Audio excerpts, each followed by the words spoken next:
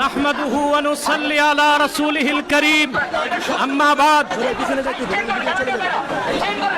সম্মানিত সভাপতি, বাংলাদেশের শীর্ষ পর্যায়ের ওলামায়ে কেরাম, সংগ্রামী সাথী ও বন্ধুগণ, আজ আপনারা এখানে কেন উপস্থিত হয়েছেন ভালো করেই অবগত আছেন। গত ২৪-এর ৫ই আগস্ট পরবর্তী আমরা চেয়েছিলাম একটি সুন্দর বাংলাদেশ, যেখানে থাকবে না বেইনসাফ, হানাহানি, সন্ত্রাস, খুন খারাপি। হাজারো আলেম ওলামা, পীর মাশায়েখের রক্তের উপর ভেসে এসেছে অভ্যুত্থান পরবর্তী বাংলাদেশের এই অভ্যুত্থান। অথচ আজ এই স্বাধীন বাংলায় সবচেয়ে পরাধীন হচ্ছে ইসলামপন্থীরা। তাদেরকে জঙ্গি তকমা দিয়ে পরাজিত পতিত ফ্যাসিবাদী সরকারের ভাষা এখন শোনা যাচ্ছে বর্তমান সরকারের কিছু দায়িত্বশীলদের মধ্যে। যেভাবে ১৬ বছরের ফ্যাসিবাদ ভেসে গেছে, আরেকটা বিপ্লবের তরে মার্কিন দালাল যারা বাংলাদেশে মার্কিন এজেন্ডা বাস্তবায়ন করতে চাও তারাও ভেসে যাবে। প্রিয় ভাইরা, আপনারা দেখেছেন জাতিসংঘের বিতর্কিত মানবাধিকার কমিশন ঢাকায় কার্যক্রম শুরু করেছে। আমরা এটা চাই নাই। পৃথিবীর ১৬টি যুদ্ধ বিধ্বস্ত রাষ্ট্রে জাতিসংঘ মানবাধিকার কমিশন কাজ করে। আমার প্রশ্ন, বাংলাদেশ কি যুদ্ধ বিধ্বস্ত না স্বাধীন বাংলাদেশ? তাহলে এখানে জাতিসংঘের মানবাধিকার কমিশন কেন? তাহলে বোঝা যাচ্ছে মার্কিন দালালরা বাংলাদেশকে যুদ্ধের দিকে ঠেলে দিচ্ছে।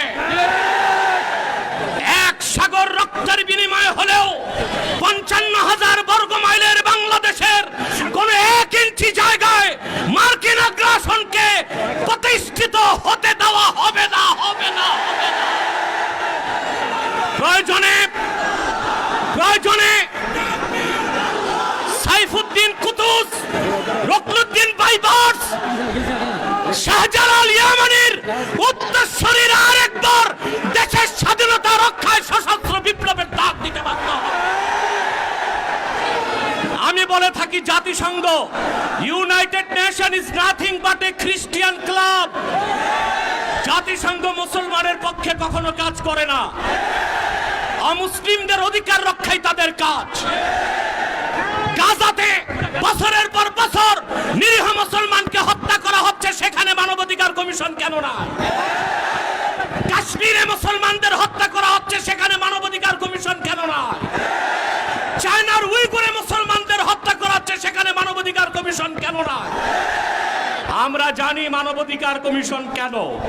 আল্লাহ ও তার আখিরি নবী নূর নবীজি মুহাম্মদ সাল্লাল্লাহু আলাইহি ওয়াসাল্লামের আরশচুম্বী সম্মান মর্যাদার বিরুদ্ধে যে কুলাঙ্গার সাতেম কাফেররা বক্তব্য দিবে, তাদের শাস্তির দাবি করলেই মানবাধিকার কমিশন তাদের পক্ষে ঢাল হয়ে দাঁড়াবে। খেলাফত প্রতিষ্ঠার কথা যারা বলবে, জিহাদের কথা যারা বলবে, জঙ্গি তকমা দিয়ে তাদের কারাগারে বন্দী করতে চায়, আর সুযোগ দেওয়া হবে না। কোন একজন আলেমকে জঙ্গি তকমা দিয়ে জেলখানায় ঢুকালে জেলখানার ইটগুলোকে একটা একটা ছুটিয়ে দিবে বাংলা।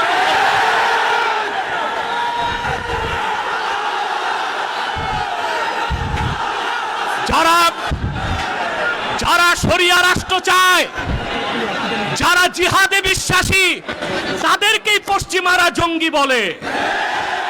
আর যারা বুলেট নয়, ব্যালটের পূজারি, ওইসব পীর আর মৌলবীদেরকে পশ্চিমারা মডারেট মুসলিম বলে।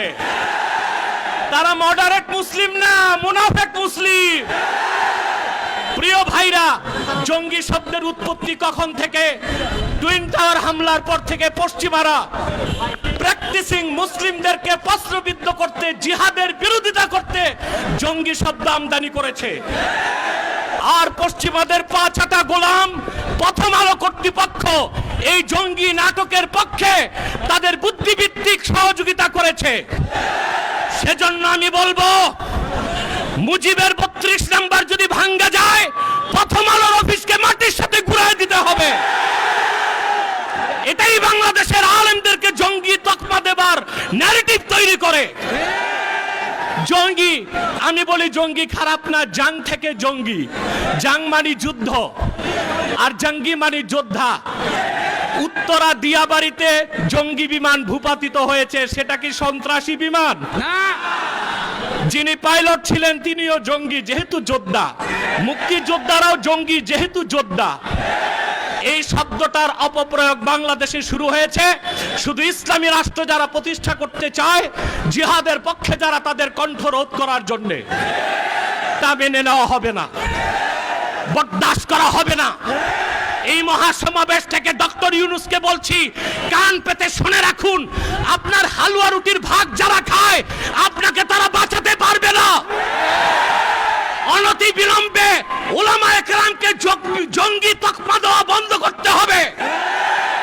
যে সমস্ত নির্যাতিত আলেম কারাগারে আছে, তাদেরকে মুক্ত করে দিতে হবে। আর জাতিসংঘের বিতর্কিত কমিশন কার্যক্রম বন্ধ করতে হবে, নতুবা আমরা মার্চ টু যমুনা দিতে বাধ্য হব। আর অন্যান্য নেতৃবৃন্দ আছেন, তাদের বক্তব্য আপনারা শুনবেন। আমি আপাতত বিদায় নিচ্ছি, আপনাদের সহযোগিতা চাই। পিছনে যারা আছেন এখনো সামনে জায়গা আছে, আপনারা যেতে পারেন। আর একটু ফাঁকা করে দাঁড়ান, নতুবা হিট স্ট্রোকের সম্ভাবনা আছে। একটু 2 হাত পিছনে চলে যান, মিডিয়াকে সামনে আসার সুযোগ করে দেন। ওয়াখির দাওয়ানা আলহামদুলিল্লাহি রাব্বিল আলামিন।